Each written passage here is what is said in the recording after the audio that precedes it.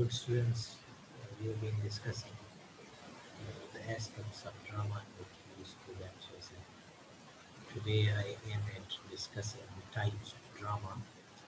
And because I won't be able to cover this topic in uh, just a single lecture, that's why I have marked it drama 1. So we will have another thing of this as well. And that will be part 2. This is part 1. Uh, this thing is already discussed previously that dramas have been classified into these three popular, although two other types are there which I haven't included, but you need to get information about that on yourself because first thing is this, that drama cannot be covered by any single human being in the world. The reason is that there are too many things within the dramatic art, and there are subtypes within types, and even subtypes within subtypes. So it's a bit difficult for a single person to cover everything. And you shouldn't be relying purely on what I'm telling you. You need to use your sources and uh, develop your understanding of it on your own as well. So I hope you understand my point. Uh, these three already discussed. Tragedy is very much clear to you people that it is with a sad ending, and there is at least the death of the hero or protagonist of the tragedy. That's one thing. And the second, comedy is really simple, in simple words, that there is a conflict is risen, and then at the end that conflict is, and in most of the cases there is some love affair, and there are some problems with love affairs. So and there are ringing bells, and there are marriages towards the end of, and then tragicomedy, a play in which serious and comic elements are mixed, but the end is not sad, and there were no deaths towards the end of that.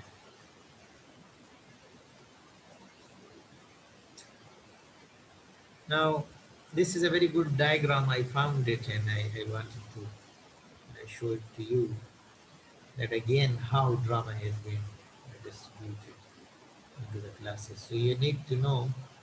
Yes, sorry, reminded of two things. Besides these three, you should note it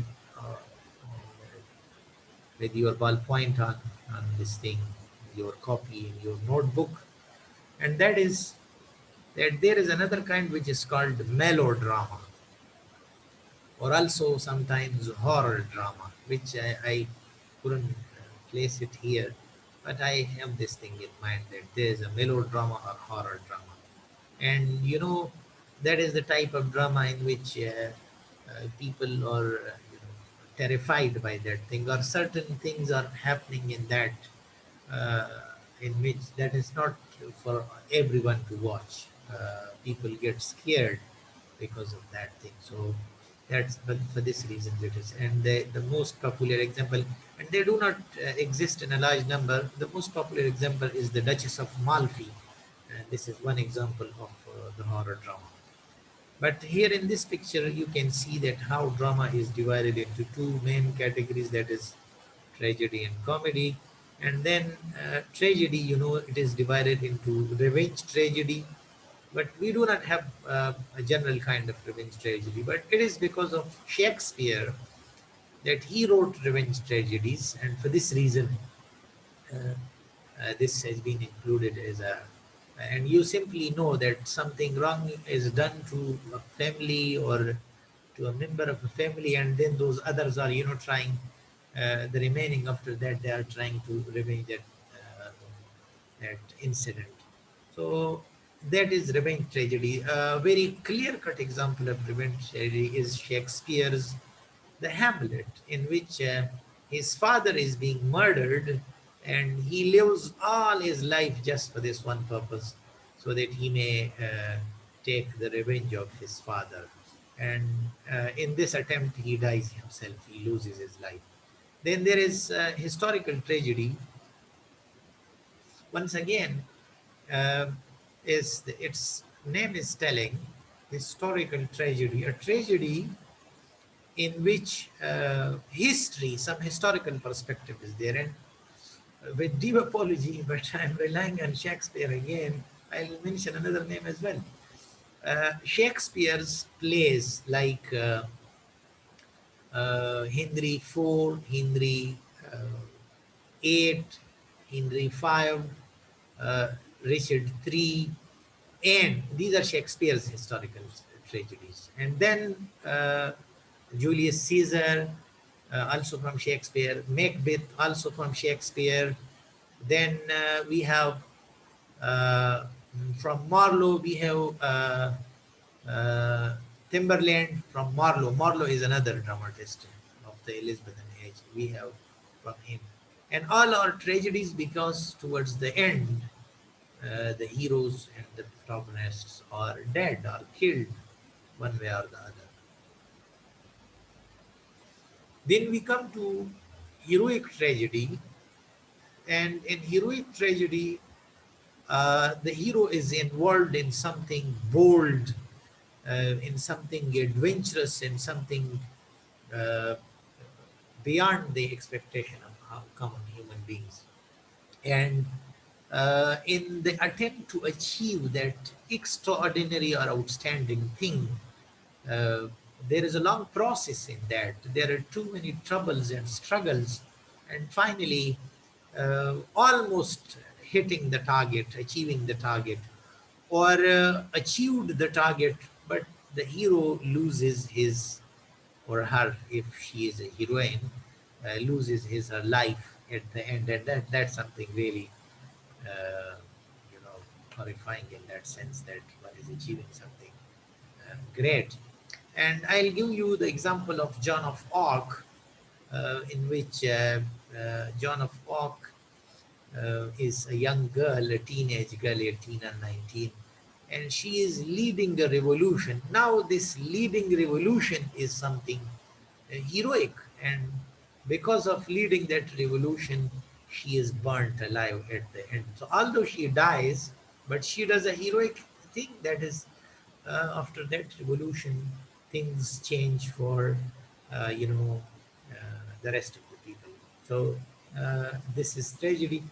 Now, in addition to these three types that are already marked there, there are many other types people have added. People come up with their own understanding, and they do add further categories to types of tragedy. Like there are family tragedies, there are personal tragedies, there are social tragedies, there are political tragedies. So you may add such a number to it. I am repeating so that if you miss noting it, I said that there are personal tragedies, there are family tragedies, there are social tragedies, there are political tragedies. So a number of tragedies can be there. The possibility is there that those aspects are being highlighted. And Zabihullah, please, if you can switch off your camera, thing like that. Now we are coming towards comedy. I hope you got an understanding of it. Tragedy is that kind of drama in which there is a conflict. The conflict gets developed, it reaches its climax, and the audience feels as if the climax will be resolved now, but it turns towards of the climax. A falling action starts and the decline begins, and until this point, the conflict is rising. When it reaches the climax and anti-climax begins. So now the conflict is actually uh, what I can say. The conflict is declining, and towards the end, what happens that the conflict doesn't get resolved. Rather, there is a disaster. So, in order to supplement my point with this, I say uh, referred to Macbeth. Macbeth tries to take the revenge of his father, but in this attempt, he loses his life. That is another thing that in the case of Macbeth, Macbeth is trying to,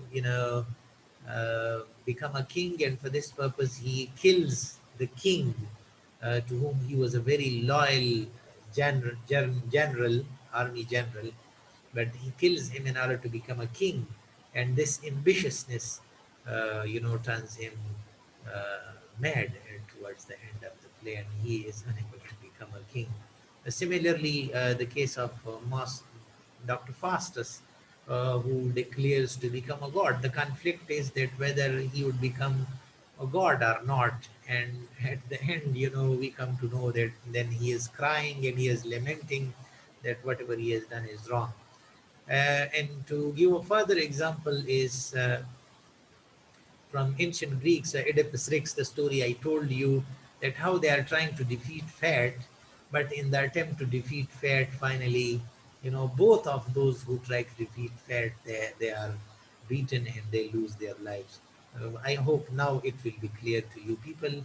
Then uh, coming to comedy, so one is pure comedy, in which I'll give you the example of, if you remember, there is Mind Your Language, a BBC drama in which there is Ali and Muin and certain other characters. Now, that kind of drama, this is pure comedy because the purpose is not to show a conflict, the rise of a conflict or a love affair or something like that.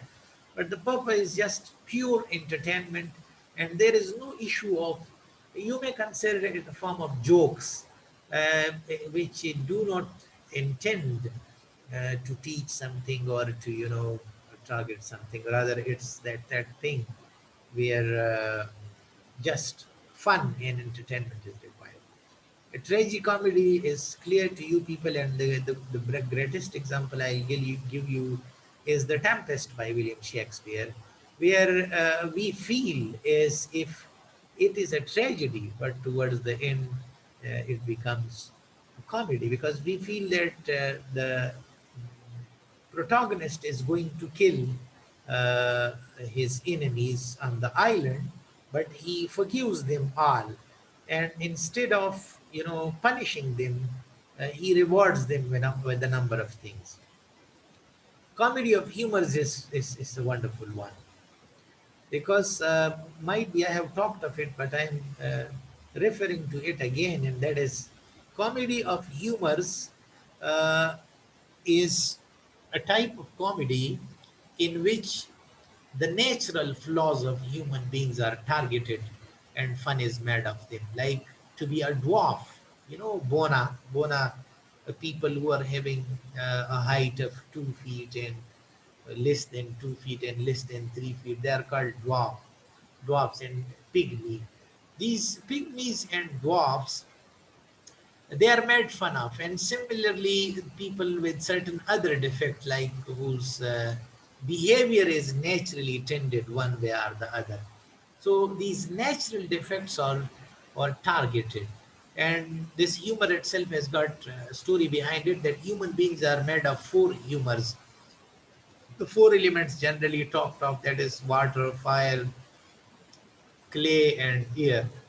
So that if any of them exceed, there is an imbalance in the behavior of a human being, and because of that imbalance, that human being commits mistakes, and those mistakes are being highlighted and made fun of. So this is called comedy of humors. It emerged in the middle of 18th century, means after 1700, these types of plays. Sorry, in the middle of 17th century, after 1660, these plays started, and it moved on in the 18th century, early half of 18th century as well. Then there is comedy of manners. Now it is opposite to humors. Humors is natural flaw, while manners is the flaw which is because of following something which is not natural in you, in a person. Like I give you the example, if a person is not a doctor and he pretends to be a doctor, And in this pretension to be a doctor, he commits mistakes. Those mistakes are being made fun of. And similarly, if a person doesn't know Arabic language and he is trying to to to show that he can speak Arabic language, so definitely the person will make mistakes in speaking Arabic language. And you can take many examples, like if a person is not a good speaker of any other language. Let's say one is not a good speaker of English, but he tries to speak English and then commits mistakes, makes mistakes in speaking English. And these mistakes are being made fun of. So these are affectations, the adopted manners which are false and do not naturally belong to a person. If I talk in Puktu, people who uh, Hudaling, Zan Hudaling, to be great scholars or things like that, so they make mistake. And when these mistakes are ridiculed and targeted in comedy, this will be called comedy of manners. Sentimental comedy, sorry, to give you an example of the two dramas, Comedy of Humors, Ben Jonson's, too popular, Ben Jonson, repeating the name, Ben Jonson, is three plays, Volpone, every man in his humors, every man out of his humors. These three plays by Ben Jonson. One is a Dr. Johnson. I'm not talking about Dr. Johnson. Ben Jonson, who was a contemporary of William Shakespeare. So his three plays, Volpone, every man in his humors and every man out of his humors. They were written in 16th, 17th century, early 17th century, from 1610 onward. And these three plays are comedies of humors. When we come to comedy of manners, so the only example I remember is that of Richard Brinsley Sheridan's The Rivals, where Mrs. Malaprop, because she is called Mrs. Malaprop, the reason is that, she is not good at English, but she tries to be a good speaker of English, and all the time she is using wrong adjectives and she is mispronouncing words, and so many other things happen. So, sentimental comedy, uh, which has no relation to the real world, that is some kind of fantastical, uh, belonging to an imaginary world. Like in the rest of the comedies, you will have something of your society or the roundabout. But in the sentimental comedy, it is purely fantastical, belonging to the imaginary world of fairies and genies and ghosts and things like that. But even then, the scenes are comic. It can provide you a joy. And then there is this next kind of comedy, which is called modern uh, problem play.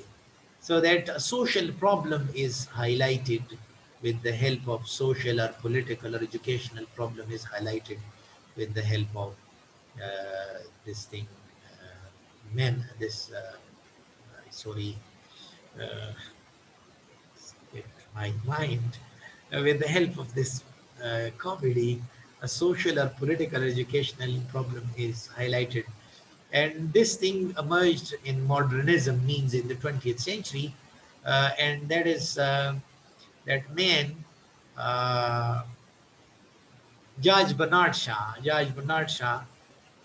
The Arms and Men is a wonderful play, and that is a problem comedy. That is a comedy, but that is a modern problem play in which he is attacking this concept of war, and he is ridiculing the role of army in the war, and how they are so like human beings. They are also suffering from a number of feelings.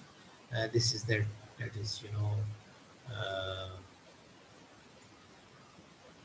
talked of in uh, Bernard Shaw's in Bernard Shaw's 1 minute please, in Bernard Shaw's, I don't know what has happened to it, it's not working. Yes, yes. So now we have talked of things from one aspect. Of now we are talking of things from another perspective. That we have, uh, you know, if you can give me a little time, please.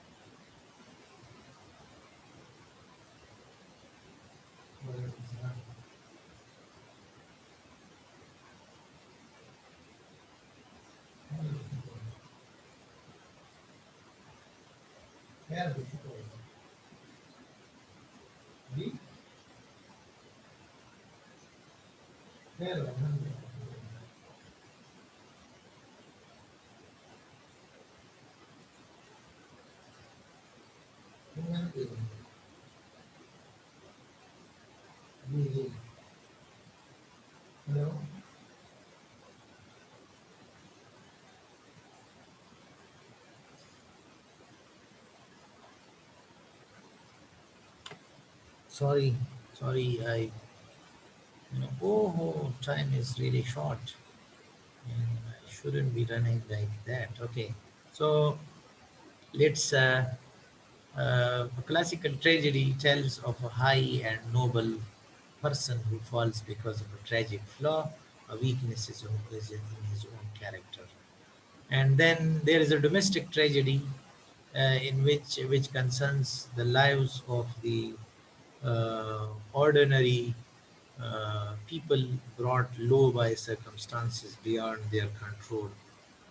Uh, Domestic tragedy may be realistic, seemingly true to life, of naturalistic, realistic, and on this seamy side of life. I'm going quickly through it. The reason is that we do not have enough time. So, the drama, then tragedy again. Some another aspect on tragedy is the drama exposes the plight and suffering of humans to its audience, exposes the plight and suffering of humans to its audience. The theme of a tragedy usually rotates around ruination of dynasty, downfall of men. So understand it, okay?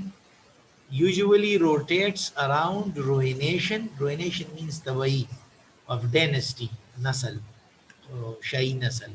Downfall of men, zawal, emotional betrayals, जज्बाती दुख, moral setback, personal loss, death, and denials. A tragedy, when composed and enacted well, can touch your sentiments deeply, means it inspires you from within. Then a classical tragedy is further defined.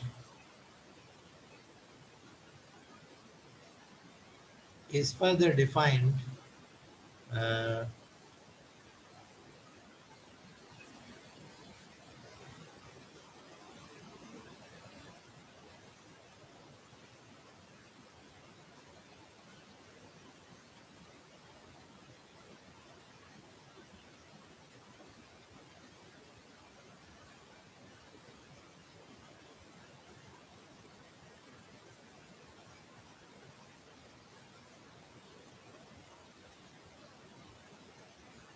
okay, the tragedies in the classical time were usually one limited to one to three people, and were in one setting. Mean one scene was there. It is a tragic plot, and the plays usually are 1 day long.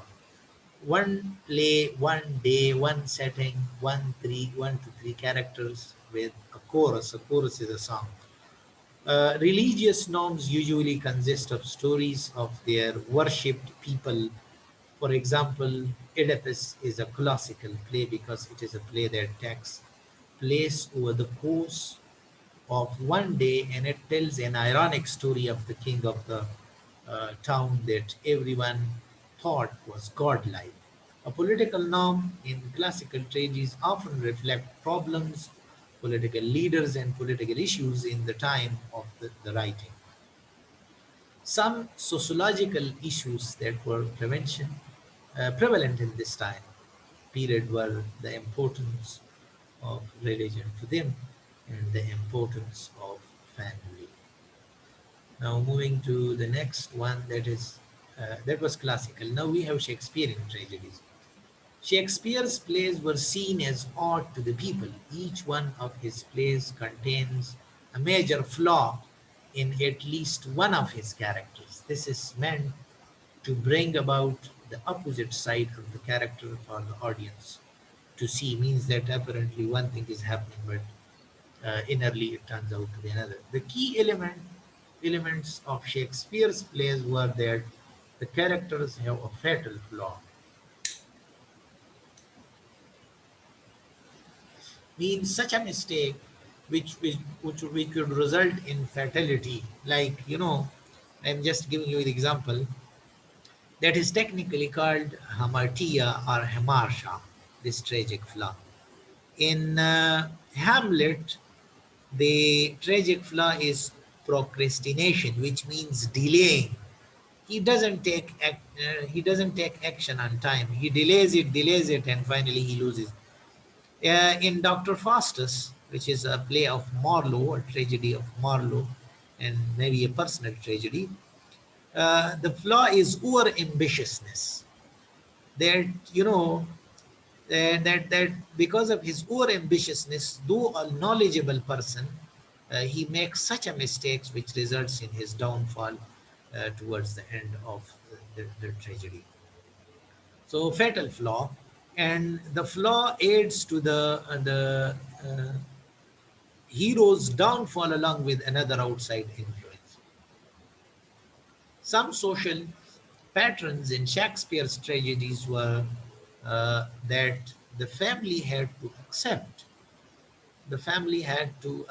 the of the women's choice in men. For example, Romeo and Juliet.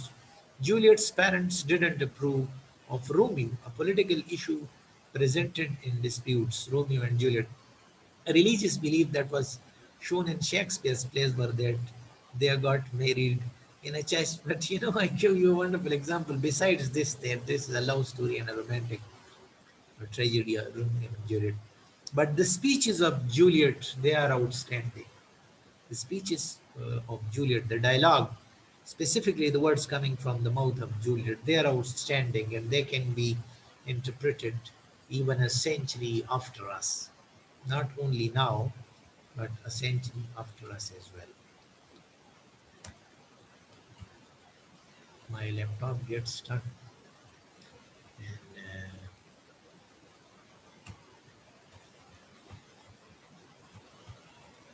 we are left only with 2 minutes. Yes, thank you. Now, point number 4 is some of the character traits of Shakespeare's tragedies are that there is an outside influence that always gets in the way. That is, I'm really sorry, you will read it. Next, I'm moving to modern tragedy. Now, there is a difference in the modern and old type tragedy, and we are noting a modern tragedy has a lot of twists and turns. The authors make sure that the story isn't too predictable. Predictable mean that a person in the middle comes to know what is the end, or in the beginning comes to know for the reader. They usually involve an unexpected death or life-threatening injury. The key elements of a modern tragedy is there are many characters. There is a lot going on at once, and there is usually a lot of problems. The sociological issues that could be conveyed in a modern tragedy could be death, family problems, or just teenage issues.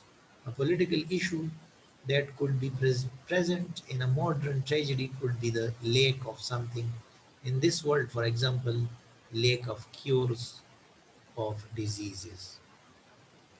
A major characteristics of modern tragedies are that they are intense with a lot of going on. I mean, too many things are going at the same time. They usually focus on a main issue in the world at that time. An example of a modern tragedy could be The Fault in Our Stars, because The story has a major plot twist with Augustus going from being perfectly fine and cancer free to being in a life threatening situation with uh, his cancer to dying. The plot twist in this book is that Hazel was in the more worse condition in her uh, cancer, and most would probably uh, believe she was, and having to see Hazel go through the pain of having the guy she loves die. Now this is all about tragedy because time is over.